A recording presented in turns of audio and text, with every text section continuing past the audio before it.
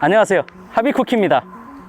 자, 오늘은 낚시에 입문한 지 얼마 안 되신 분들이나 그동안 제가 댓글로 많이 받았던 질문들을 조금 대답을 하는 그런 시간을 가지려고 합니다. 자, 첫 번째 질문, 포인트 선정은 어떻게 해야 되나요? 사실 이 포인트 선정하는 게 가장 어려운 질문 같아요. 일단 기본적으로 계절별로 좀 이론적인 그런 베스들의 위치가 있긴 하는데, 그거는 제가 계절별 베스 위치라는 영상을 또 만들어 갖고 업로드를 해놨거든요. 그래서 이 영상 참고하시면은 조금 도움이 될 것 같고요. 이런 영상들을 토대로 지도나 SNS 아니면 유튜브에 올라오는 영상이나 글 같은 것들, 그런 거를 좀 참고를 하셔가지고 가장 마음에 드시는 포인트, 그런 곳으로 출조하시는 게 좋다고 봐요. 그렇게 가장 마음에 드시는 곳으로 가야지 사실 기분도 좋고요. 그리고 베스를 좀 많이 못 잡더라도 내가 가장 원하는 그런 곳으로 왔으니까 후회는 없겠죠. 제가 드리는 한 가지 팁은 여러 포인트들을 계속 출조 때마다 바꿔가면서 출조를 해가지고 계속 헤매시는 것보다는 뭐랄까, 집 근처라든지 회사 근처 이렇게 접근하기 쉬운 포인트에 좀 베스가 어느 정도 나온다는 곳, 그런 곳들 하나 찾으셔가지고 그곳만 주구장창 가보시는 걸 추천을 드리고 싶어요. 그렇게 되면 일단 포인트는 한 곳으로 계속 정해져 있고, 그 포인트에서 해가 쨍쨍할 때, 비가 올 때, 바람이 불 때, 물색이 탁할 때, 맑을 때 여러 가지 상황들을 경험하면서 이러한 변수가 생겼을 때는 베스들이 어떤 식으로 반응을 하더라, 어떤 상황이 전개가 되더라, 이런 식으로 약간 대응하는 방법들을 좀 익혀 나가실 수가 있으니까 베스 낚시 실력이 빠르게 상승하실 수 있을 것 같아요. 뭐랄까, 훈련소 같은 그런 장소를 하나 만드시는 거죠. 그렇게 해서 낚시를 조금 더 하시다가 조금 베스를 잘 잡게 되고 좀 실력이 오르시면은 그 다음부터는 점점 자연스럽게 해결이 되실 거라고 봅니다. 자, 두 번째 질문, 입질 파악은 어떻게 하나요?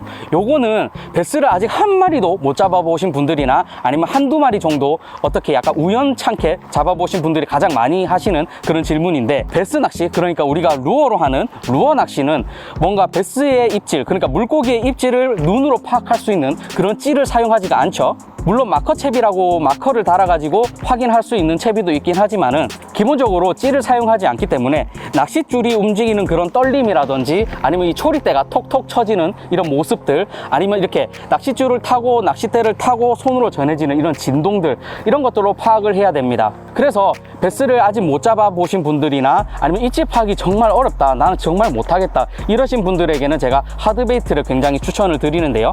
하드베이트 같은 경우는 입질과 동시에 바로 파이팅이 시작되기 때문에 입질 파악이 솔직히 필요가 없죠. 입질 파악하는 순간 그냥 파이팅이니까요. 그래서 하드베이트를 굉장히 추천을 드리는 편이고요. 웜낚시 같은 경우는 기본적인 액션 중에 드래깅이 있죠.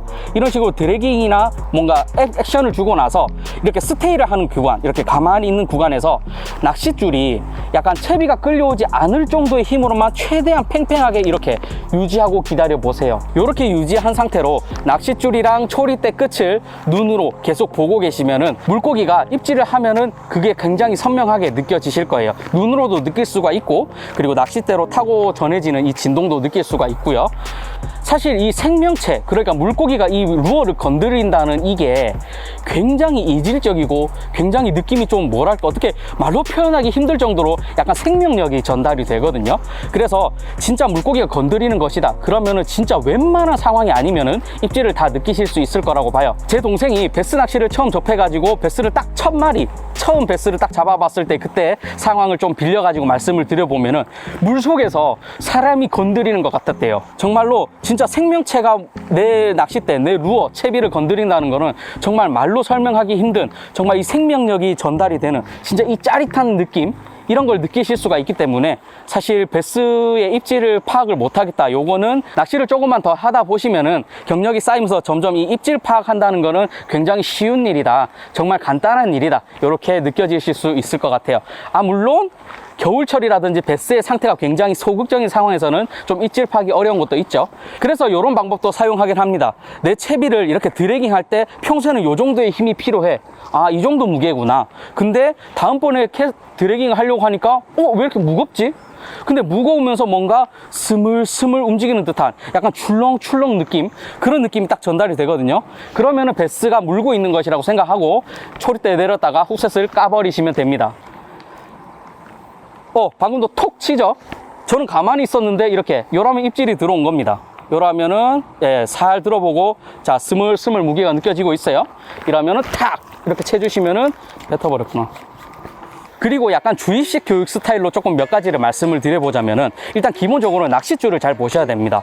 낚싯줄이 평소에는 이렇게 움직이고 있다가 통통 튕긴다든지, 아니면 튕기는 걸 못 봤다고 치더라도 낚싯줄이 한쪽으로 싹 쏠린다든지, 아니면 내가 여유줄을 요 정도 주고 있었는데 여유줄이 이렇게 생겨버린다든지, 이런 식으로 입질을 파악하는 방법이 있고, 그리고 이렇게 초리대, 지금도 입질이 들어오고 있어요.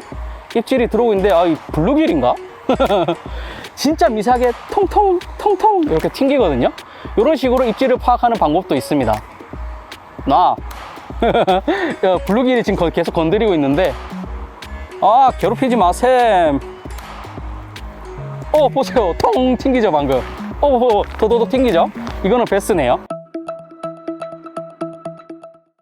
자, 이런 식으로 파악하고 낚싯대에 내렸다가 낚싯줄을 가만히 봐요. 이렇게 가다가 이렇게 확 까버려. 아이고 이렇게 까버려도 되고요. 망해버렸어. 감아버렸다. 지금 훅셋 했는데 제가 여러분들한테 보여드린다고 너무 오래 기다렸나봐요. 뭔가 처박아 버렸습니다. 이런. 그리고 아까처럼 이렇게 통통 칠 때 낚싯대로도 진동이 전해지거든요. 그런 진동들을 파악하시는 거랑, 그 다음에 이렇게 채비의 무게가 변화되는 것들, 이런 거를 기준으로 입질이 들어왔다, 베스가 루어를 물고 있다, 이렇게 판단하시면 좋습니다. 일단 한 가지 드리고 싶은 말씀이, 엄낚시를 할 때 기본적으로는 스테이를 할 때, 입질을 기다릴 때, 그러니까 여유줄을 조금 많이 주고 기다리시면 좋아요.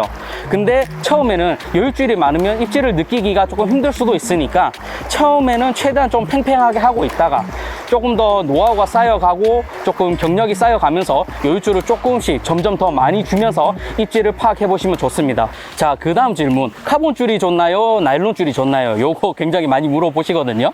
사실 요거는 이렇게 말씀을 드리고 싶어요. 카본 줄이 좋다, 나일론 줄이 좋다, 요렇게 뭐가 좋다 이런 거는 없고요.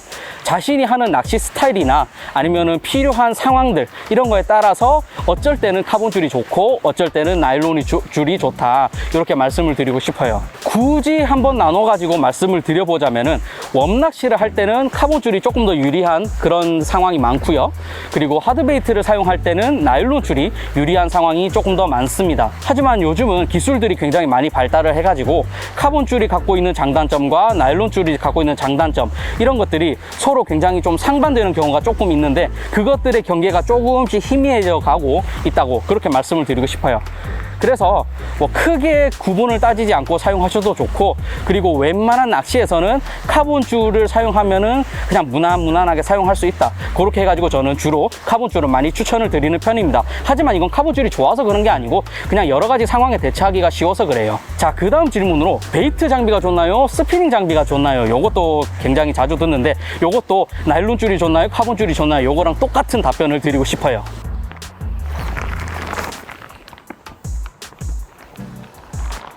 자, 그 다음 질문으로, 베이트를 입질 폴링 바이트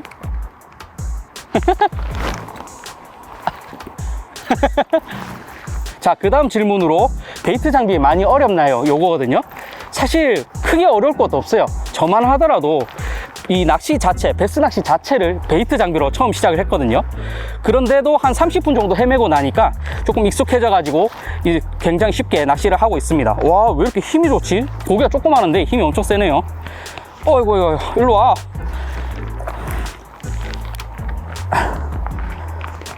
짜잔. 그래서 베이트 장비를 좀 처음 사용하실 때는 백래시가 좀 많이 좀 두렵긴 하거든요, 솔직히. 그래서 처음부터 조금 너무 세게 던지거나 그러지 마시고 좀 살살 던지시면서 조금 익숙해져 가지고 그 다음부터는 점점 비거리를 늘려가시고 세게 휘두르시면 좋을 것 같습니다. 그리고 특히 초보자분들이 백래시를 굉장히 좀 두려워 하시거든요. 겁을 내시고. 근데 이 베이트 장비를 사용함에 있어서 백래시라는 게 낚시 경력이 아무리 오래 쌓이더라도 백래시는 나는 거거든요. 그래서 백래시가 나고 풀고, 백래시가 나고 풀고, 이런 식으로 계속 반복하면서 낚시를 하는 거기 때문에 너무 뭐랄까, 너무 부담감을 가지지 마시고, 백래시가 안 나는 릴, 그런 거 찾아다니지 마시고 그냥 조금 하시다 보면은 자연스럽게 실력이 늘어나실 거라고 봅니다. 자, 그 다음 질문, 질문으로 채비는 뭐 써야 되나요? 요거는 사실 좀 계절별로 채비를 뭐 써야 되는지 그런 걸 물어보시는 뉘앙스가 좀 많이 강한 편인데, 일단 제가 드리고 싶은 말씀은 사실 모든 채비는 모든 계절에 다 사용하셔도 되고 좋습니다. 다만 효율적이라는 게 있기 때문에 그거를 조금 말씀을 드리고 싶은데, 대표적으로 많이 알려져 있는 게 스피너 베이트는 4계절 모두 다 좋고요. 그리고 봄철에는 하드 베이트로는 저크 베이트, 웜채비로는 네꼬리그, 그리고 여름철에는 하드 베이트로는 탑워터 종류들, 그리고 웜채비로는 텍사스 리그, 가을철에는 하드 베이트든 웜채비든 그냥 모든 채비 그냥 전부 다 잘 먹히고요. 그리고 겨울철에는 대표적으로 메탈 릴리스 크랭크 베이트, 그러니까 메탈 바이브라고 불리는 것들이 있죠. 그거랑 그리고 웜채비로는 드랍샷, 요 정도가 있다고 말씀을 드리고 싶어요. 물론 이거는 사람들마다 조금 생각하는 것도 틀리고 하기 때문에 요거는 제 의견이긴 하고요. 그리고 이렇게 계절별로 효율적인 채비들이다, 요런 것들이 무조건 조과만 가지고 결정된 건 아니고요. 낚시를 하는 낚시꾼의 사정이나 물속 상황들 여러 가지를 고려해 가지고 약간 요런 것들이 만들어져 있다는 거, 요거를 조금 참고를 하셔가지고 모든 채비를 사용하면서 낚시를 해보되 조금 더 내가 좀 낚시하기 편한, 좀 유지력이 강한 그런 채비들을 기준으로 낚시를 하시면 좋을 것 같아요. 지금도 입질이 들어왔네요. 으쌰. 아, 요번에도 좀 작네요. 여기 애기들밖에 없나? 아니면 내가 너무 애기만 잡나? 근데 힘이 되게 좋다. 유, 일로 오세요. 일로 오세요. 이야. 아, 다 고만고만하네. 짠. 자, 그 다음으로 루어 무게는 어떻게 하는 게 좋나요? 요건데요, 하드베이트는 낚싯대 뒤에 적혀있는 권장 루어 무게 범위가 있어요. 그 범위 안에서 사용하시면 되고요. 그리고 싱커가 달리는 웜채비 같은 경우에는 웜, 바늘, 싱커 이렇게 세 가지를 모두 더한 무게가 이 권장 범위 안에만 들어오면은 안전하고 편하게 낚시를 하실 수가 있다고 봅니다. 그리고 살짝은 벗어나도 크게는 상관없는데 웬만하면은 권장 범위 안에서 사용하시면 좋고요. 그리고 그 다음 질문으로 라인 굵기, 그러니까 라인 호수는 어떻게 하는 게 좋나요? 요거거든요. 이것도 기본적으로는 낚싯대에 적혀있는 그런 권장 굵기 라인의 인장 강도가 적혀져 있어요. 그 범위 안에서 사용을 하시되 그 적혀져 있는 범위의 중간 정도 되는 그런 인장 강도를 가지고 낚시를 해보세요. 그래가지고 그 한번 써보고, 아, 이거보다 조금 더 굵어야겠는데, 이거보다 좀 가늘어도 되겠는데, 이런 식으로 느낌이 바로 오실 거예요. 그래가지고 조금씩 변경을 해 보시면서 자신한테 가장 잘 맞는, 내가 가장 마음에 드는 그런 라인의 굵기를 선택하시면 좋습니다.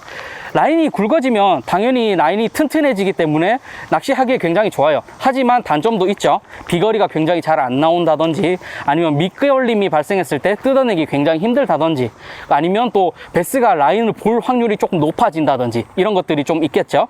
하지만 그렇다고 또 너무 라인을 가늘게 쓰면은 당연히 인장 강도가 약해지기 때문에 훅세사 하는 도중에 터질 수도 있고, 바위에 조금만 쓸려도 터지고요. 그러니까 이렇게 약간 좀 밸런스적인 것들, 그러니까 내가 자주 가는 낚시터에 맞춘다든지, 아니면 내가 하는 낚시 스타일에 맞춘다든지, 그렇게 해가지고 조금씩 찾아가시면 좋을 거라고 봅니다. 자, 그 다음으로 잡은 베스는 어떻게 처리해야 되나요? 이거 굉장히 어려운 질문 중에 하나긴 한데요. 이거 일단 정해져 있는 법이 있어요. 그 법에 맞춰서 말씀을 드려보자면요, 베스를 잡은 다음에 잡은 베스는 집에 가져가서 뼈와 살을 분리해서 분리수거를 하여서 버려야 한다. 이게 정해진 법입니다. 그러니까는 놔주면 안 된다는 거죠. 예, 뭐 베스가 유해동물로 지정이 되어 있다 보니까 이런 법이 있긴 하는데, 사실 현실적으로 실천하기 어려운 법이긴 하죠. 그래서 요거는 제가 여러분들 마음씨에 맡기도록 하겠습니다. 이거는 본인의 마음씨에 따라서 하고 싶은 대로 하시는 게 가장 좋은 것 같아요. 나는 뭐 법적으로 하겠다, 이렇게 하셔도 누가 누구한테 뭐라 할 수 있는 그런 것도 아니고요. 그리고 나는 법대로 하지 않겠다, 이렇게 하더라도 그 누가 그 사람한테 뭐라고 할 수 있는 그런 권한이 있는 것도 아니긴 하죠. 다만 요거는 조금 안 하셨으면 좋겠어요. 낚시터 이렇게 바로 뒤에다 땅에다가 베스를 그냥 던져둔다든지, 아니면 나뭇가지에다가 베스를 이렇게 꽂아 놓는다든지, 그런 것들은 조금 안 하셨으면 합니다. 다른 사람들한테 조금 불쾌함을 줄 수도 있고요, 좀 위압감을 형성하는 경우도 생기고요. 무슨 뭐 원시 부족의 해골 걸어 놓는 그런 토템도 아니고, 그죠? 이렇게 베스를 걸어 놓는 거 좀 보기 안 좋잖아요. 차라리 그런 거보다는 많은 분들이 행하고 있는 행동을 따라 하셨으면 좋겠습니다. 거의 대부분의 앵글러 분들이 잡은 베스는 물에다 넣어갖고 익사를 시킨다고 하시더라고요. 예, 차라리 익사시키세요. 이 물에 넣어가지고 익사시켜버리면 됩니다. 저는 어떻게 처리하냐고, 하비쿠키님은 어떻게 처리하냐. 저는 뭐 보시다시피 굉장히 왜소하고 연약하죠. 그렇기 때문에 손가락에 힘이 없어요. 그래서 뱃살을 자꾸 놓치더라고요. 놓아준 게 아닙니다. 놓친 겁니다. 뭐 법적으로 놓아주면 안 된다고는 하지만 놓치지 말란 말은 안 하잖아요. 자, 그 다음으로 베스를 손으로 잘 잡는 방법, 요거 물어보시는 분들이 조금 있어가지고 그것도 말씀드려 볼게요. 근데 이거는 베스를 잡아야지 보여드릴 수가 있으니까 일단 거기부터 잡아보도록 하겠습니다. 잠깐만요, 금방 잡아볼게요. 잠시만.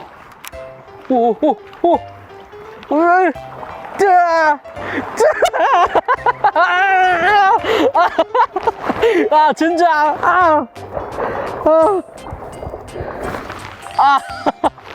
잠깐만.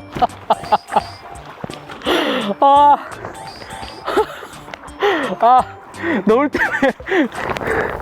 때문에 쌌다.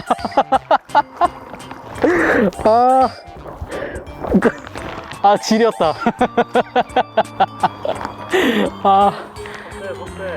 뭘. 걸려봐. 이거 보세요. 제가 싼 거 아닙니다, 이거. 방금 너울 때문에 젖은 거예요. 이 장화 안으로 물 다 들어갔네. 참. 에헤이. 진짜 짜증난다. 여기 고기 안 나와서 다시 아까 처음 했던 자리로 돌아가야겠습니다. 괜히 여기 와갖고 바지만 줬고, 에이, 참. 에이. 자, 포인트 이동했습니다. 자, 보자. 저쪽에 수심이 좀 나오니까 조금의 폴링 좀 시키고. 왔어요.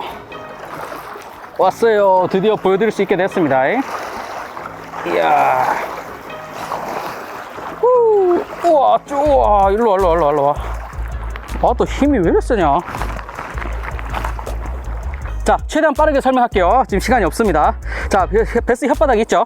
이 혓바닥 옆쪽으로 엄지손가락을 이렇게 깊숙하게 넣어요. 그리고 나머지 손가락들로 이렇게 둥글게 말아가지고 가볍게 이렇게 움켜주시면 됩니다. 여기에 딱딱한 뼈가 이렇게 동그랗게 있거든요. 이렇게 여기를 이런 식으로 잡아주시면 되세요.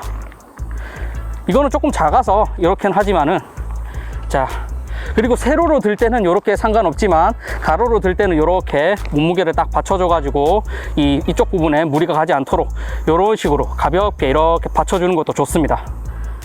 자, 그리고 이렇게 지금은 제가 바늘을 빼고 보여드렸지만 바늘이 박혀 있을 때는 그 바늘 위치에 따라 가지고 왼손으로 잡든지 오른손으로 잡든지 이렇게 조절하시면 되고요. 그리고 베스가 이렇게 파닥거릴까봐 조금 무서워 하시는 분들이 있을 수 있어요. 근데 이 베스가 참 신기하게도 이렇게 손으로 딱 이렇게 자연스럽게 가볍게 딱 잡아주면은 진짜 얌전히 있거든요. 그러니까 베스가 파닥거릴 거라는 거, 그거는 너무 걱정하지 마시고, 또 너무 세게 꽉 쥐면 안 되겠지만 베스가 움직이지 않을 정도로, 놓치지 않을 정도로만 좀 가벼우면서 지그시 강하게 약간 요런 느낌, 이런 식으로 단단히 고정시켜서 잡아주시면은 베스들은 가만히 얌전히 잘 있습니다. 자, 그리고 번외편으로 저한테 좀 개인적으로 좀 들어오는 질문들 중에, 우마님 아닌가요? 우마님 형 여기 있었구나. 저 우마님 아닙니다. 그리고 이영금 프로 아닌가요? 아닙니다. 그리고 김명호 프로 아닌가요? 아닙니다. 그리고 루어빵 직원 아닌가요? 아닙니다. 저는 여러분들이 알 수 있을 법한 그런 유명한 사람 아니에요. 알려져 있는 사람 아니고 그냥 일반인이고 그냥 낚시를 좋아하는 그런 청년에 불과합니다. 그러니까는 여러분들이 알고 계시는 그런 분들을 모두 다 아니라는 거, 그거 말씀드리고 싶었습니다. 자, 오늘 제가 준비한 내용은 여기까지고요. 오늘도 영상 끝까지 시청해 주셔서 정말 감사드립니다. 다음에도 좀 더 재밌고 유익한 내용으로 찾아올 수 있도록 노력하겠습니다. 지금까지 하비쿠키였습니다.